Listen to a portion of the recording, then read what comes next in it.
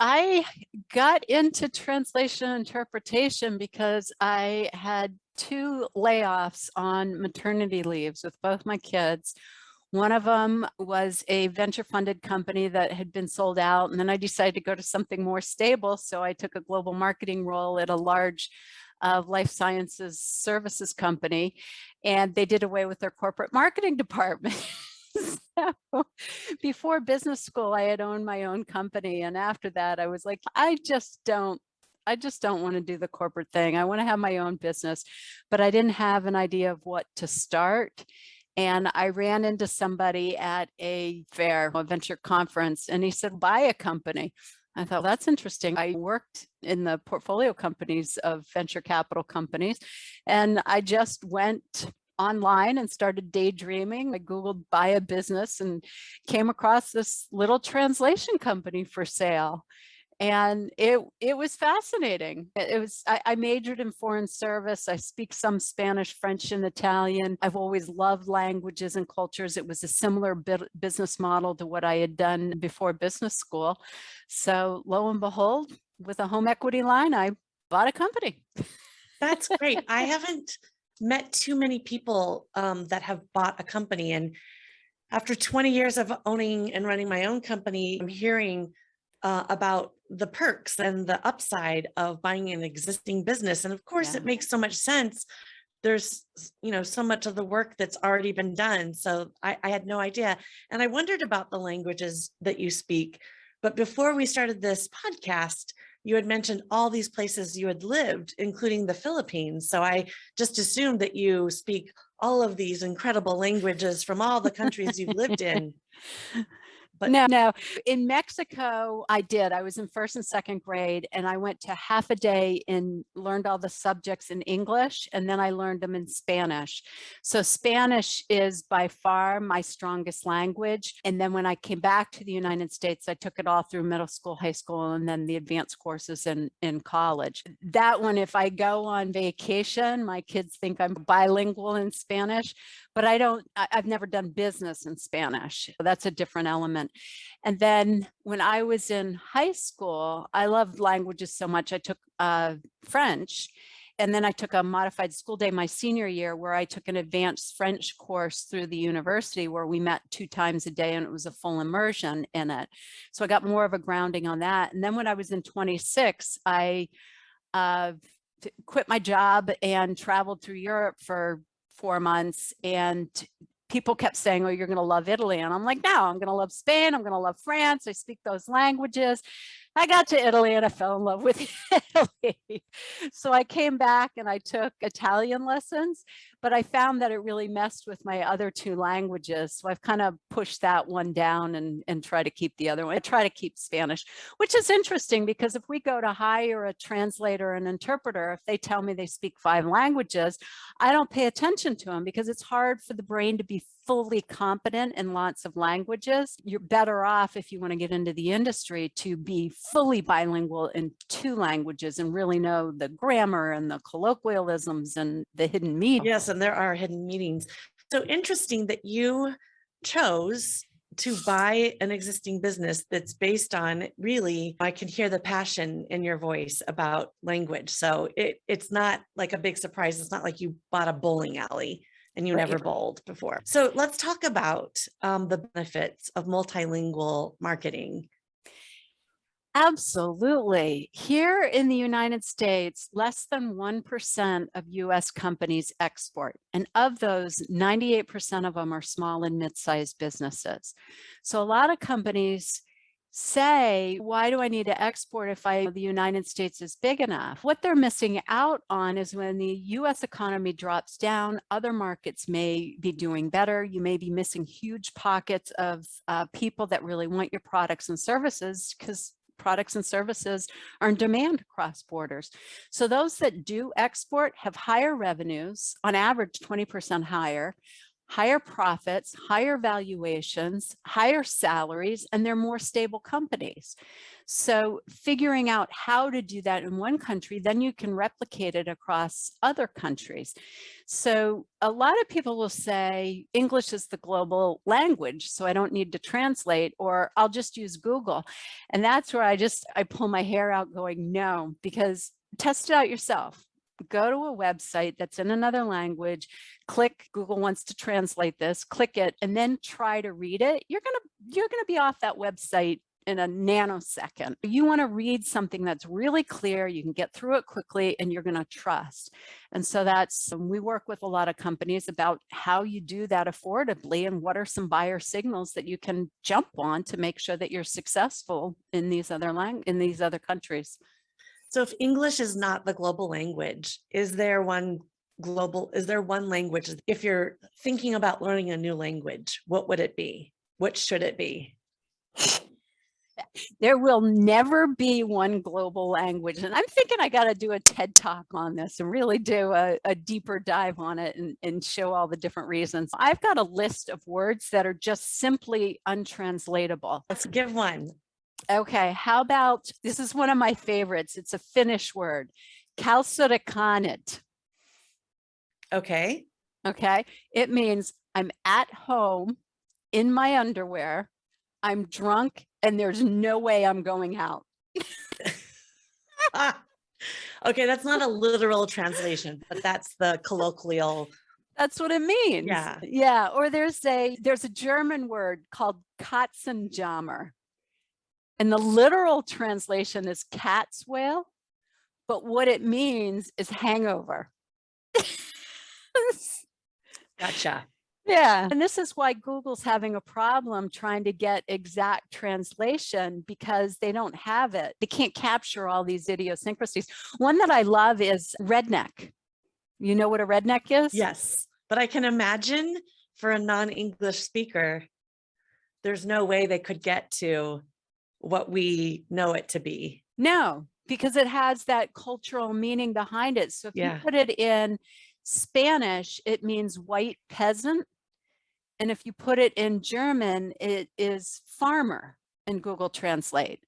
And then the whole history is lost because a redneck actually came from the miners who wore red bandanas that were striking to get workers. So it doesn't have anything to do with farmer, but it is a rural type meaning. So there's so many. Yeah, we share them on LinkedIn and social media when we come across them, because some of them are really funny, as you've seen. Yes. And I can see how it could be really awkward in movies, funny scenes where someone thinks they're speaking French and then they actually are saying something just horrific. Yes. And they're like, what? Didn't I just say what I want? Oh my gosh. In a business that could really make or break the deal. Oh, yeah. Yeah. I host the Global Marketing Show podcast, and I get people on there talking about embarrassing moments like that they've had when they're doing international business. But after a year of doing it, I'm finding that the recurring theme is just be curious and have a sense of humor, and then you can do business with anybody in the world. What about gestures and nonverbal translation? Do you guys address that within what you do as a business? Yes, so that is what we'd call cultural adaptation. So if you're working with a translator who is working with your written material, if they're reading something and it's incorrect or culturally inappropriate, they're going to let us know, and then we're going to work with you and we'll make suggestions on how to change it to make it culturally appropriate. And that can be colors, it can be references, it can be how you talk about the elderly or younger people. So all sorts of things come into play on that. If it's spoken interpretation and you have an interpreter with you, they act as a cultural conduit. If you're walking into a situation or something's going on and it feels uncomfortable or unfamiliar, or you don't know what's happening, they can help talk you through what might be going on a cultural side. That's really intriguing. You had mentioned that you wanted to talk about grants and support for exporters. So talk to us about that. Yes, if you're in the United States, definitely. I can talk to more about that, because there are big programs to help people export, because we bring so many container loads of goods and services. It may not be a container load of services, but products and services into the United States. And because less than 1% of the companies export, they want to encourage companies to do that.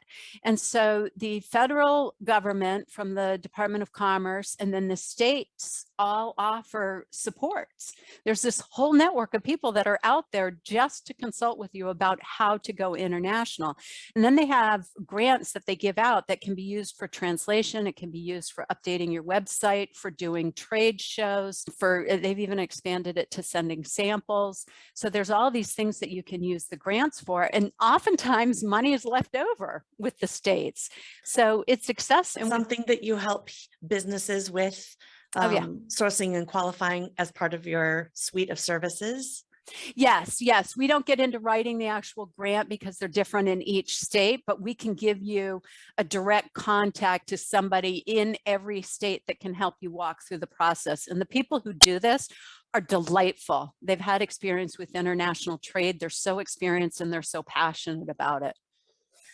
You're Yeah. listening and you're in another country. I was talking to somebody from Germany the other day, and he was saying that the German government offers it. And so I know that there are other supports all over the place. And even if you want to go into a country, call your embassy in that country. And the embassies have trade departments that can help you go in across, help you export. That's amazing. Yeah. So you wrote a book. Yes. How did that happen? What kind of support did you get in doing that?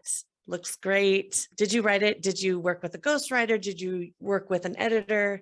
What was your process? Our process is that we believe in the inbound marketing methodology. So you provide helpful content to people when they're trying to figure out how to do something.